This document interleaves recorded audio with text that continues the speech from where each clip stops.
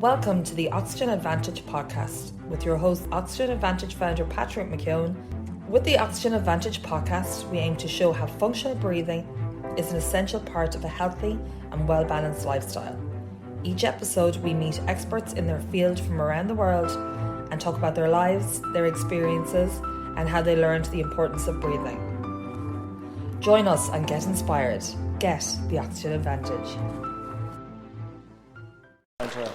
Good morning, everybody. So it's just one of those mornings I wake up with a loss of voice. So this is where breathing can kick in. Instead of dwelling on it, instead of overthinking on it, I can use the breaths to help make myself comfortable so I can talk to you guys this morning.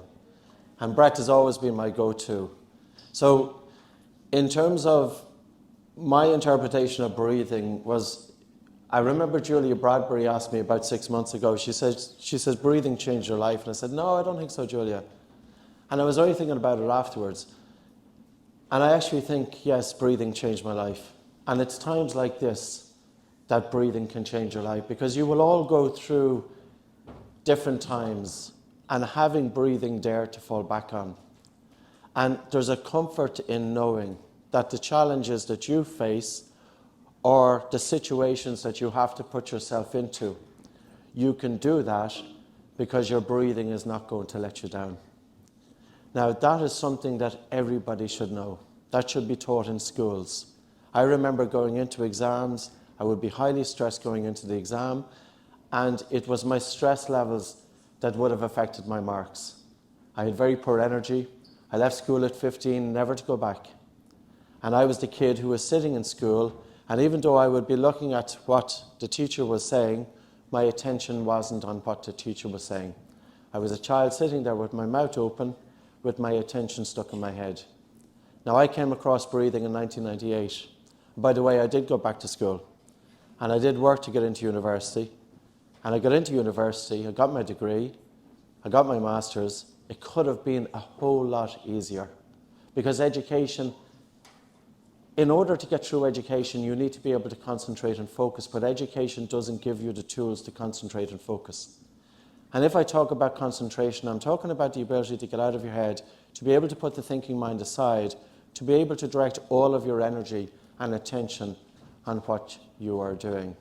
In 1998, I came across a newspaper article. It talked about the importance of nose breathing, light breathing, slow breathing. Bring it into your way of life. I did that. I started taping my mouth. It changed my life. For 22 years, breathing has been a big part for me, even if I was never to teach one person. Now, breathing for many, many people is a minefield. It's a little bit like the Wild West at the moment. And sometimes even I'm confused, because I see so many claims and I see so many breathing techniques and so many different spectacles. And sometimes I think breathing isn't about a spectacle. There's nothing to see. You know, if I was preparing for myself here this morning, I was doing my thing, but there's no show. But it's something that I have inside, and you all have it inside as well. So what I want to do is I want to talk about the science. I want to help bring it into you to make it so accessible. And I also want to give you some breathing exercises, because ultimately you could have 100 different breathing exercises. We work with about 25 breathing exercises. So 25 different techniques, depending on what I want to get with the students that I'm working with. But it's knowing what to do in the circumstances and knowing what to teach to the person who needs it most.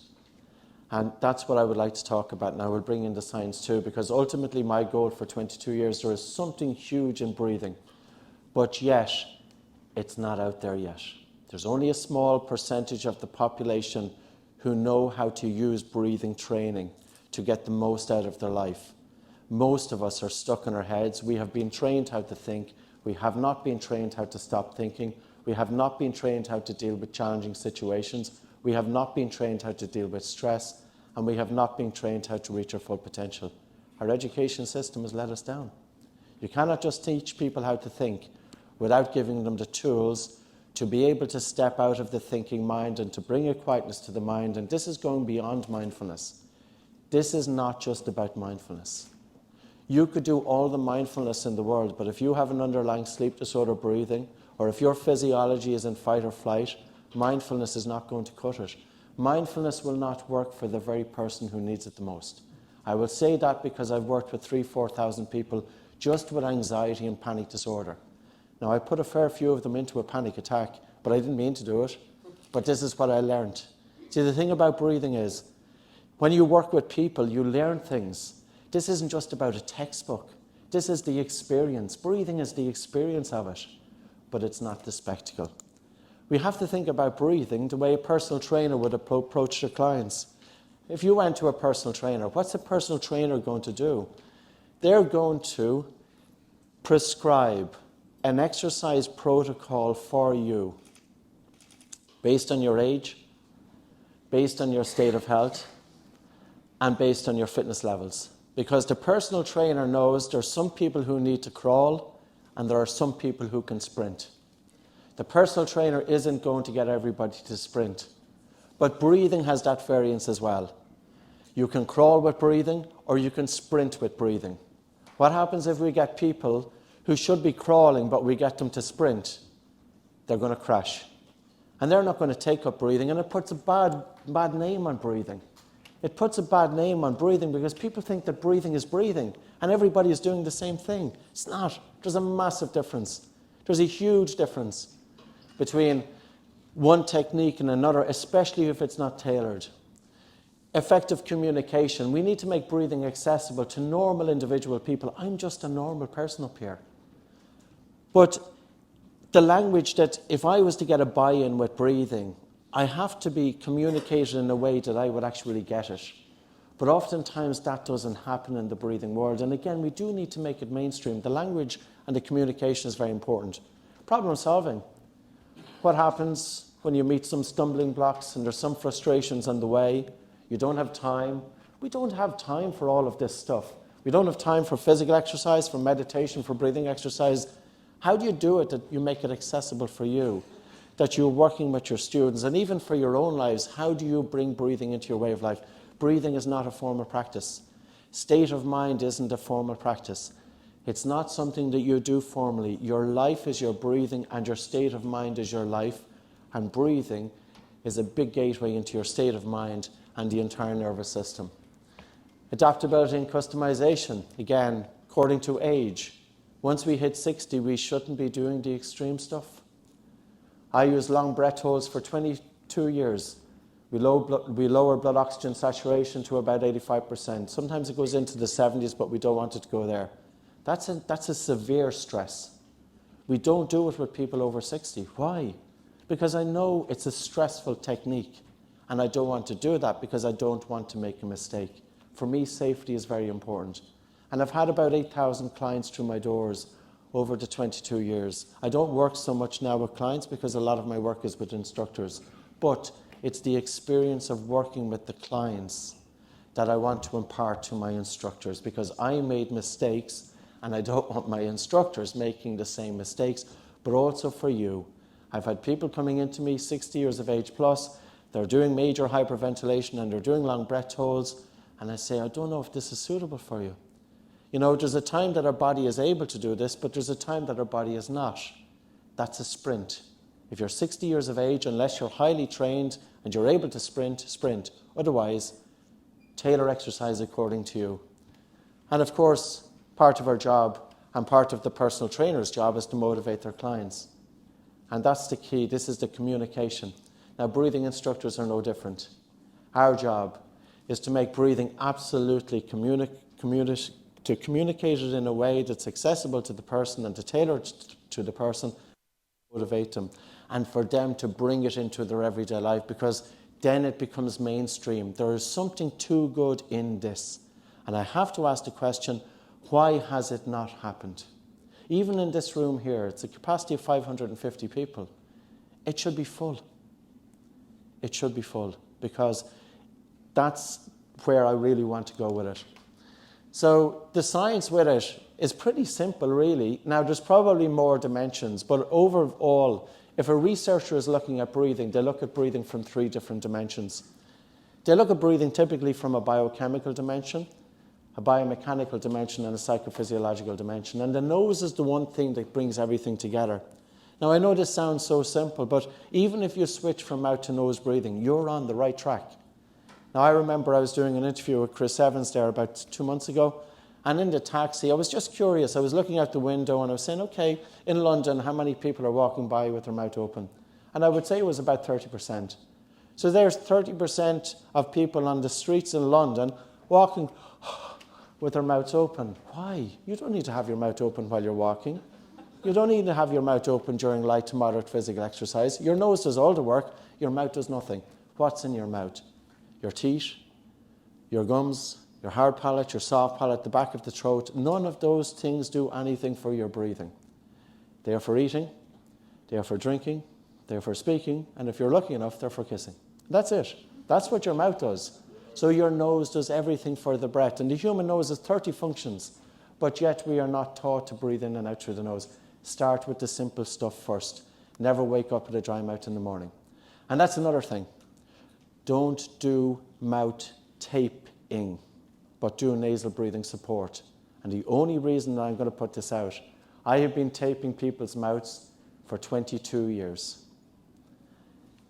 About 4 years ago, we brought together a nasal breathing support tape. And the reason being is people with moderate to severe sleep apnea, if we tape their mouths, it can increase their sleep apnea severity.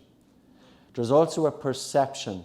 If we are going to be making this mainstream, we have to move away from covering the mouth, because that is never going to happen.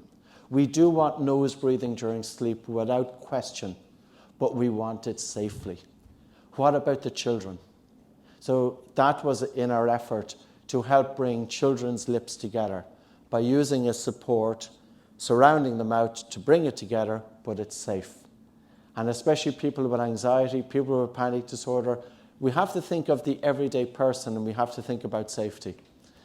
A biochemical dimension, if you hyperventilate, you lose carbon dioxide. This drives up blood pH. This is a stressor. Hyperventilation is a stressor. If you hypoventilate, if you underbreathe, what does it do? It improves your blood circulation and oxygen delivery. It stimulates the vagus nerve. It reduces your chemosensitivity to carbon dioxide. It puts you into a slight psychological response that you have to surrender to it. There's a lot going on with both sides. So what do you want to do when it comes to breathing? Do you want to hyperventilate, to upregulate, to stress? Or do you need to downregulate? And this is the thing. What's for you? For me, I downregulate. I love the downregulation. And if I want to upregulate, I'll do long breath holds during movement. So again, it's just having an understanding there of what's actually happening. I always had cold hands and feet. Many of you have cold hands and feet. Cold hands are not just because of a warm heart, but cold hands are synonymous that your blood vessels are constricting due to a breathing pattern every day of breathing a little bit too fast and or hard to cause an increase in minute volume. In other words, we too develop a habit of over-breathing. You're all comfortable, you know about the habit of overeating, but what about the habit of over-breathing? How many of us over-breathe? It's pretty common. It's pretty common. You know, in the general population, a Cochrane review said it's about 9.5% of the population. Kyle Kiesel, professor of physical therapy from Evansville University in the States, he said it's about 25% of the population, 1 in 4. And then we look at other reports, 75% of people with anxiety and panic disorder having dysfunctional breathing. 75%. It's not just the stress and the trauma and the difficult situation that's feeding into our breathing patterns, but our poor breathing pattern is feeding back into the difficult situation, and our poor breathing pattern is feeding back into poor sleep, and our poor sleep is not giving us the capacity to be able to cope with the challenges that we face in daily life. This is breathing. If you want to improve your blood flow, breathe less. If you want to improve your oxygen delivery, breathe less. If you want to reduce your chemosensitivity to carbon dioxide so that when you do physical exercise with less ventilation, breathe less. If you want to train your body to go harder and faster with less ventilation, breathe less.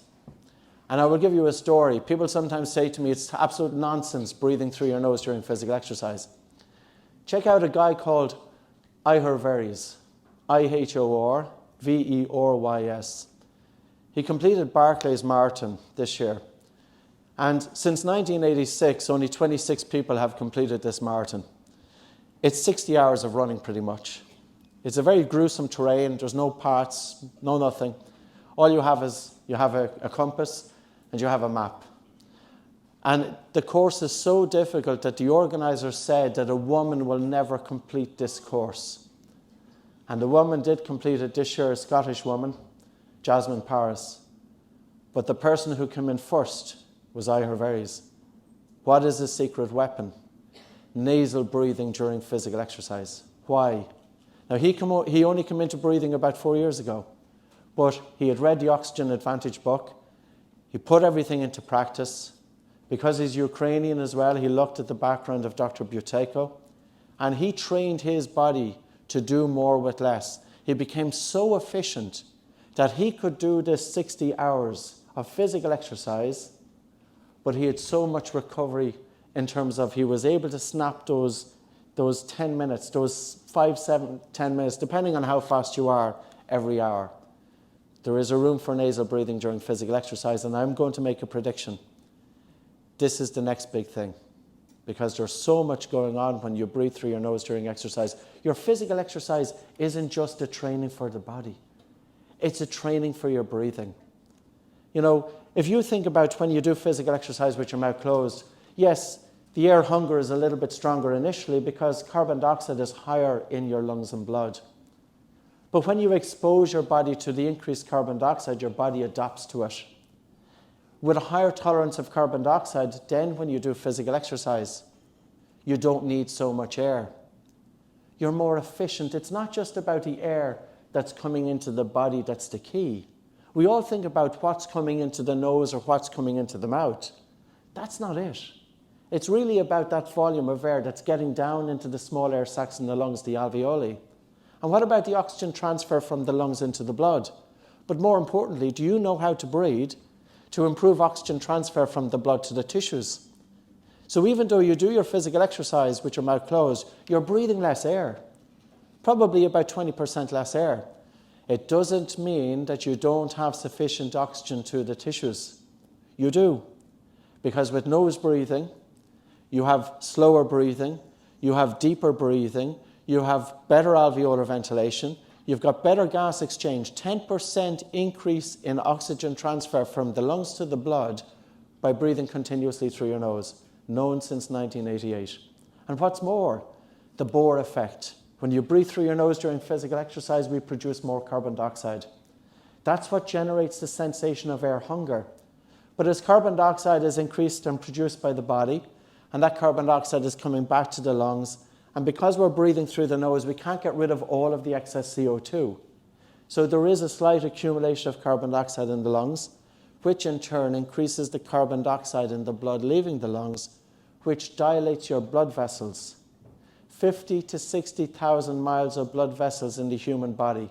And if you do your physical exercise with your mouth closed, your blood vessels dilate. You have a better circulation. But you also have another thing.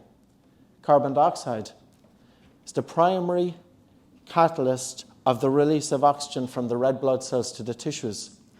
So when you're breathing with your mouth, when you're breathing through your nose during physical exercise and there's an increase in carbon dioxide in the blood, there's a slight drop to blood pH and hemoglobin releases oxygen more readily. Always think about physical exercise. It's not just a training for your body, but it's a training for your breathing. But I want to go one step more. I am up here with a capacity to be able to put my thinking mind aside. And yes, as thoughts come in, it's not thinking. And this capacity is because I simply bring it in when I do. I only do 30 minutes of physical exercise a day. That's all I do. I don't have time for breathing practice, for physical exercise, for meditation. Just don't have time. There's too much going on. Most of you are going to be the same. We don't have time. But how about you do your 30 minutes a day or 1 hour, whatever you do every day, with your mouth closed? Then it's a good breathing training because you're adding a resistance to the diaphragm to help strengthen it. You've got better recruitment of the diaphragm. You're also helping your breathing from a biochemical point of view. And from a psychophysiological point of view, if you do your physical exercise with your mouth closed, you will have an increase of blood flow to the brain by about 10%. Now, how do I give you that figure?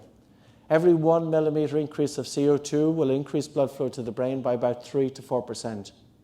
If you do your physical exercise with your mouth closed, you will have an increase of carbon dioxide in the blood for about 3 to 4 millimetres of mercury pressure. So you have about 10% increase of blood flow to the brain. The human brain needs 20% of your oxygen. It's 2% of our body weight, but it consumes 20% of our oxygen. It's 15 to 20% of our cardiac output. The brain needs fuel. If you're going around with your mouth open, you don't have an increase of carbon dioxide in your blood. Why? Because you're breathing it out. You keep your mouth closed, there's a slight accumulation in your lungs, there's a slight accumulation in your blood, your brain is getting more blood flow and oxygen delivery. What does that do to the brain? It has a calming effect. The brain, by controlling breathing, regulates its own excitability. Nothing new is here. You know, I've come across papers going back to 1924, looking at carbon dioxide and its role in helping to prevent seizures with epilepsy. And now there are new papers brought out in terms of in mental health. And most people, when they come to breathing, they come to breathing for one thing: to get out of their heads. That's why we do breathing. Hyperventilation will get people out of their heads. That's why they love it. But also hypoventilation. Why? Because it's improving blood flow, it's improving oxygen delivery, and it's helping to quieten neuronal excitability. We have 80 billion brain cells. Each brain cell is communicating with 15,000 other brain cells. But if we breathe a little bit too fast and or too hard, we have increased brain cell excitability and we have increased thought activity. Can you learn to stop thinking? Yes. Why can I say that? Because I do it myself. Of course, thoughts come in, but thoughts and thinking are not the same thing. I am not thinking up here. I am with you. My attention is moving simultaneously with time. And that's just about, not necessarily from what I did this morning, but that's just from bringing simple tools into my everyday life, because I spent many years stuck in my head, many years going from thought to thought. And the thing about that is, when you're stuck in your head all the time, we're not using our ability. Because how can we produce any sort of quality of work if we don't have the capacity to hold our attention on what we are doing? It's not just about going through the motions. It's about doing something with every cell of your body. Then you know that there's a quality in it. When you do something with every cell of your body, you produce great work. And when you produce great work, you're going to be successful. So, when I do my 30 minutes of physical exercise a day, I bring my attention inwards and I hold my attention on my breath or in my body. My physical exercise is my meditation. I don't have time. But I don't believe in the formal practice either. I also will bring my attention into my body at different times throughout the day. I always will. I think it's not just about this formal practice. Sometimes we see this image of somebody that's looking so surreal, they're looking so beautiful and so calm. Oh, wonderful. It's a great post for social media. But that's not what it's about. What about your life? What about your everyday life? What about the situations that you confront yourself with? This is where breathing is. How comfortable are you with connecting with your breathing, knowing that you have it there to self-regulate and to get out of your head, but more importantly, to be able to direct your entire attention. And of course, yes, the mind wanders, but you bring your attention back. That's the psychophysiological point of view. So now, when it comes to breathing, you could have 100 different breathing exercises on the table. What are those breathing exercises doing? Always ask, what is the breathing exercise doing from a biochemical point of view, a biomechanical point of view, and a psychophysiological point of view? That's breathing. And the importance of this is not just to think that breathing is about the biomechanics. What about the biochemistry? You know, people often breathe with poor recruitment of the diaphragm. So they're breathing very much in their chest. So they're breathing high instead of breathing low. And a paper by the Journal of Strength and Conditioning Research looking at 1,933 athletes in Japan from 2017 to 2020, 90% of athletes, regardless of age, regardless of sport, and regardless of level, even professionals, 90% had dysfunctional breathing. from a biomechanical point of view. They were breathing too high. Now, what is the problem with that? Well, your diaphragm is not just for respiration. Your diaphragm is for stabilization of the spine. Your diaphragm is for movement. But if you have dysfunctional breathing, you have dysfunctional movement. And if you have dysfunctional movement, you're at a greater risk of injury. But if you're breathing also with your upper chest, you're more likely to be breathing faster. So those athletes then are more likely to gas out during physical exercise, but also in our everyday breathing. If we breathe a little bit fast and heavy in upper chest, what's our body telling the brain? Our body is telling the brain that we are under threat. Our brain is spying on our breathing. Your brain now is spying on every breath. This was discovered in 2017 by Stanford Medical School. What do you tell your brain? Do you tell your brain that you're under threat, or do you tell your brain that you're safe? It's very important to be able to tell your brain that you're safe. How can you do that? Take a soft breath in through your nose, and a really relaxed, and a slow, and a gentle breath out. Don't even time it. And the reason being I'm saying don't time it is because what might work for you is not going to work for you. I don't believe in this 4 seconds in and 6 seconds out for everybody. It's not going to work. Because if you have somebody with a respiratory rate of 20 breaths per minute, and all of a sudden you bring them down to 6 breaths per minute, the fall is too much. And what they will end up doing is increasing their tidal volume and increasing minute volume, and it'll actually be the worst thing that they could do. So the instruction to take a deep breath can be very, very, not damaging, but it's not, the instruction is good, but the interpretation of it is not good. But coming back to that, so if I was going into a situation and I feel my heart rate is a little bit elevated, and I want to tell my brain that I'm safe, because that's all the human brain cares about. The human brain has one primary purpose: survival. That's it. It doesn't care about anything else. Everything else is sacrificed for survival. We have to be careful with what we tell the brain. If we breathe fast, if we breathe upper chest, if we have our mouth open, we're constantly telling the brain that we're in fight or flight. So if we want to tell the brain that we are safe, even as you're sitting there, what I would like you to do is bring your attention out of your mind and into your body. You might feel the airflow coming into your nose. You might feel it at the back of the throat. You might feel your chest rising and falling. You might feel the area of the diaphragm. Just simply take a small, normal, soft, we'll say a soft breath in through your nose. We shouldn't hear it. Soft breath in through your nose, and a really relaxed, and a slow, and a gentle breath out. Slow your breathing relative to how you breathe. Don't worry how well you're doing it. Just take a soft breath in through your nose, and as you're breathing in, almost as if your breath in is imperceptible, and then as you're breathing out, bring a total feeling of relaxation to the body, and have a relaxed and a slow and a gentle breath out. Now you're telling your brain that you're safe. You're stimulating the vagus nerve.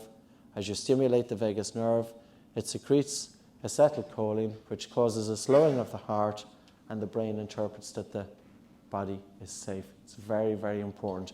People who are unwell, there's always a degree of anxiety associated with chronic health conditions. And of course, we all have some degree of chronic stress going on in our lives. That's the nature of modern living. But a tremendous tool is tell our brain that we're safe. Now, I would like you to underbreathe here for a little bit. So now what I would like you to do is to go just beyond what we did. We're going to look at biochemical dimension, but from a hypoventilation point of view.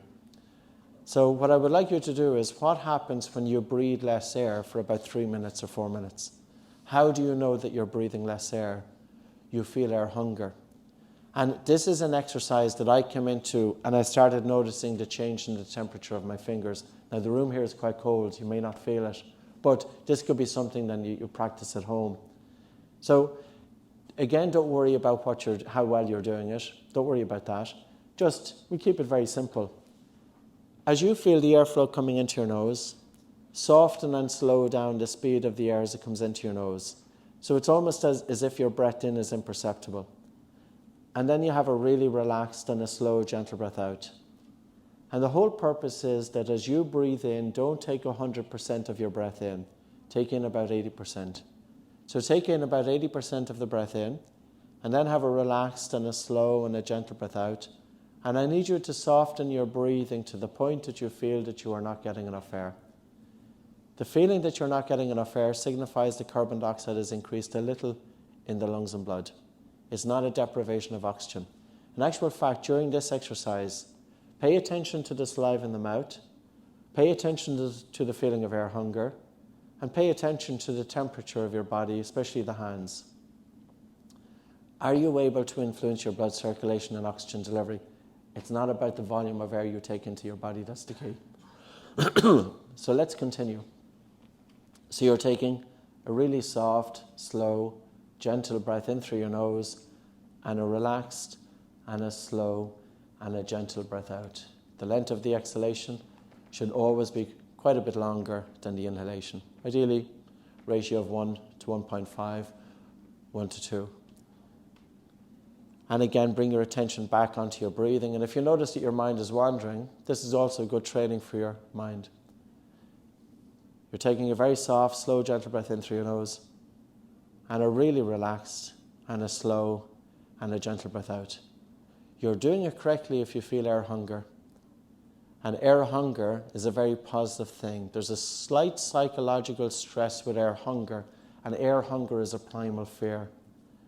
And now, right now, you have a controlled dose of psychological stress that you're training your brain not to react to discomfort. It's very, very important. This is quite subtle. There's nothing for anybody to see. This is the beauty about it, because you can do it in any situation. Having that tool, you're going into an interview, your breathing is fast, your heart rate is elevated, that's not a good position to be in. How do you tell your brain that you're safe? Soft breath in through your nose, and a really relaxed and a slow and a gentle breath out. Now, if you do it with your eyes closed, with your eyes directed out, almost as if there's a roof light in the top of your head. Now, normally what I do is I bring my attention to the back of the head, because that's how I can stop thinking. The back of the head, and I only found it out about 3 months ago. I was talking to a guy called Eddie Stern. I was saying, Eddie, yeah. And in terms of bringing your quietness to the mind and getting out of the thinking mind. And I said, Eddie, about 22 years ago, I was practicing this, and I felt a slight pressure at the back of my head. And when I felt that pressure at the back of the head, my thinking mind was quietening. And I said, every time I go out on stage, I always do it, because I know when I bring my attention right to the back of the head and hold my attention there, I'm fully in the moment, and my attention is moving with you. And he says, yeah, what you're doing is, he says, you're taking your attention to the brainstem. And of course I say, yeah, it makes sense, because the brainstem is the primitive brain, and it's not a thinking mind. So anytime that you want to take your attention out of the thinking part of the head, bring your attention to the back of the brain. Now, it works, and I would say, for me, it works all the time. I can't be any different to you. When I was practicing that exercise, that is my go-to exercise. We use 25 different techniques. So in terms of taking that really soft and slow, gentle breath in, and the light and really slow, gentle breath out, you're improving your blood circulation, you're improving your oxygen delivery, you're telling your brain that you're safe, you're reducing your chemosensitivity to carbon dioxide, you're anchoring your attention onto your mind, which is also getting out of your head, but you're improving blood flow and oxygen delivery to the brain. That's biochemical with hypoventilation. Now, if you want to get out of your head and you have a reset and you want to experience all of the benefits of hyperventilation, you can also do that too. But they're two different extremes. They're two different sides. So there's a purpose for everything. And this is the thing. What works with you? How do you know if you're making progress with your breathing? There's 3 tests: BOLT, high-low, Nijmegen questionnaire, self-evaluation of breathing questionnaire. Any breathing techniques that you are practicing, how do you know if those breathing exercises are suitable for you? Are they achieving your goals? Are they improving your sleep? Are they getting you out of your head? Are they improving your ability to do physical exercise? Or if you have a situation that I had, loss of voice this morning, I used breathing. I wouldn't have been up here otherwise. I used breathing because I knew it was my go-to, and there was a comfort in knowing that. High-low test is your biomechanical dimension. BOLT score is the body oxygen level test. This is the length of your comfortable breath hold time. And the Nijmegen questionnaire and the self-evaluation breathing questionnaire, this is assessing your breathing from a psychophysiological point of view. Why do I put these out here? Because then you know that if you are bringing breathing practice into your way of life, there is a way to gauge if your breathing is going in the right direction. Very often, I come across somebody, they are doing the wrong breathing exercise. How do we know? Because their scores are going down. Your scores, if you're practicing breathing, your scores should not be going down. What's your BOLT score? I've only about 3-4 minutes. Your BOLT, the body oxygen level test, is a test that has been around since about 1975. It's a pretty good physiologically based test, and it's very simple. I'll just explain it to you. You can try it in your own time. Don't worry about what you get. It just gives you feedback, yeah? Take a normal breath in through your nose and a normal breath out through your nose, and pinch your nose and hold your breath, and you time it in seconds how long you can hold your breath for comfortably, and then you let go. And when you let go, your breathing should be normal. So it's not a maximum length of your breath hold time, because that will be influenced by willpower and determination. It's the length of your comfortable breath hold time. Now, what's the significance of it? If your BOLT score is less than 25 seconds, your breathing is likely to be dysfunctional. If it's about 22, 23 seconds, you're pretty much there. But if you're down around 10 or 11 seconds, it means that your breathing is faster, harder, upper chest. So 11 seconds, this is what we see. 25 seconds, this is what we see. So it was a simple screening tool to assess your breathing. And there has been a recent enough study by Professor Kyle Kiesel on this, looking at 51 individuals. Because again, breathing is complex, so could you narrow it down to a simple breath hold time? That's why we have used BOLT score or control pause and Buteyko since 2002. Because yes, it's not perfect, but it's a pretty good indicator. If you have an athlete with a low BOLT score or an individual with a low BOLT score, they're more likely to be breathing faster, irregular, harder, upper chest. They feel that they are not getting enough air. You know these people. If you're a health professional, if you're a fitness professional, you know these people. What's the issue here? Their breathing is poor from a biochemical point of view, possibly from a biomechanical point of view, and possibly from a psychophysiological point of view. But the biochemical is very, very important. People with long COVID, their breath hold time is down to 3 and 4 seconds. Total dysregulation of the autonomic nervous system. This will give you feedback of your autonomic nervous system. A higher breath hold time is advantageous. Now, when we think about breathing, match it relative to your BOLT score. As I said, think of the personal trainer. The personal trainer is going to tailor a breathing technique based on the age, based on the state of health, and based on the fitness level of the individual. We as breathing instructors have to do the same. Why? Because this is a way of getting this out into the general public. Breathing should not be just for a small select group of people. The tools to be able to self-regulate, improve your sleep quality, get out of your head, we should all have access to those tools. And we do, if breathing is instructed correctly. Now, that is my goal. That's the goal of Oxygen Advantage. We have seen it over the years. And in an effort with this, so it's coming back to this, we are at stand C8. We do have an Oxygen Advantage app, which is entirely free, and everything inside it is free. All of the exercises for children are online. They are entirely free. Why do we put out so much information for breathing for free? Because I don't want breathing to be just the domain of a few select innovative people. I need this to get mainstream. Why are we letting our children mouth breathe, our teenagers? Why are so many people suffering, stuck in their heads and not being able to get out of their heads and not having an ability to self-regulate? I'm not saying that breathing is the cure, but I am saying this. If it is properly dosed and prescribed, it can be life-changing. It was life-changing for me, and you are not going to be any different. Thank you very much.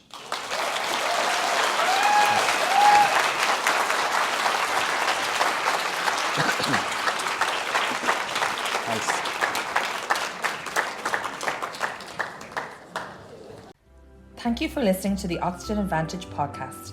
If you liked what you heard, please subscribe and maybe take the time to leave us a review. The Oxygen Advantage podcast is available from all your podcast providers.